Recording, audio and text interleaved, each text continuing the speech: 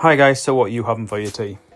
So today I decided I'd show you how to make Indian parathas, which are basically flat, flaky breads, which are the most popular bread in India. Basically, if bread could be pastry, this is it. The flakiness comes from two places, the ghee that goes into it and also the process to make them. So basically we take 2 cups of flour, some salt, some warm water and some ghee, mix them both all together until it forms breadcrumbs and then eventually a dough. We're then going to split those down into 8 equal sized parts, roll those into balls and then let them rest for about 30 minutes under a damp tea towel. I then flatten them out by hand to try and start off with a nice shape. I am by no means an expert in this. Getting the perfect round shape is the hardest part of the whole process. You need to flour the surface, roll it flat in one direction, give it a turn, then roll it flat in another direction. Then you flip it over and do the same again, hoping that it's going to be perfectly round. Mine normally turn out square, but as long as they taste good, I don't really mind. Once you're happy that it's flat enough and round enough, you're then going to coat it with some ghee. It needs a nice light coating all over the surface. The way I was shown to do this was with my hand and not with a brush, but you feel free to do it with a brush if you don't want to get your hands dirty. You can also use oil if you want to be cheap, but ghee makes it taste so much better. You're then going to roll it up from one side into a nice little sausage. Then you're going to roll that round into a circle or like a snail shell. This is going to create some of the flakiness, so what you then need to do is flatten it again. It's always a little tougher to roll it the second time. I discovered the flex on my table does not make this easy. You're then going to dust it with flour to stop the next one sticking to it. You're going to create a pile of these to cook off and you're going to cover them with that damp tea towel again until you're ready to use them. I'll overlay this with some lovely music while you're waiting for the next bit.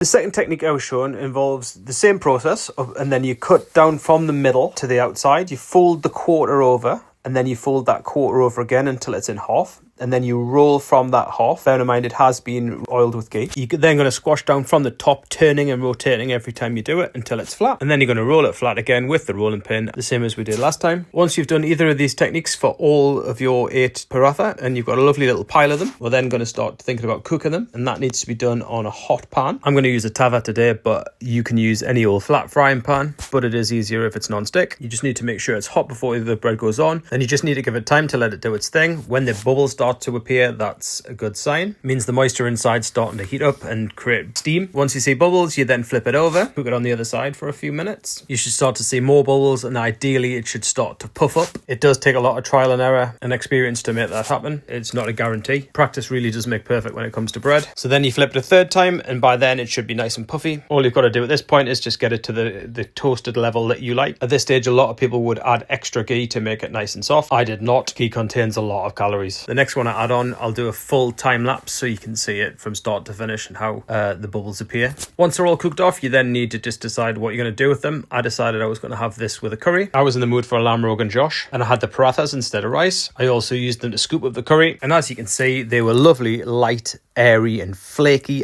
Everything you'd want from a paratha. So would you make them? It is a bit of a labour of love, but I enjoy making my own when I've got the time. If you'd like to pick up any kits, including the Rogan Josh that I made today, to make a perfect restaurant style curry, all stock is on the website, links in the bio. Each kit's got its own recipe on the back of the pack, and as long as you follow that through as per the instructions, you'll make the perfect restaurant style curry to go with your paratha. I hope you enjoyed the recipe today. If you did, please support your local spice dealer by liking, commenting, subscribing, or even sharing the video. And if you make them, please feel free to tag me in your results. Happy cooking!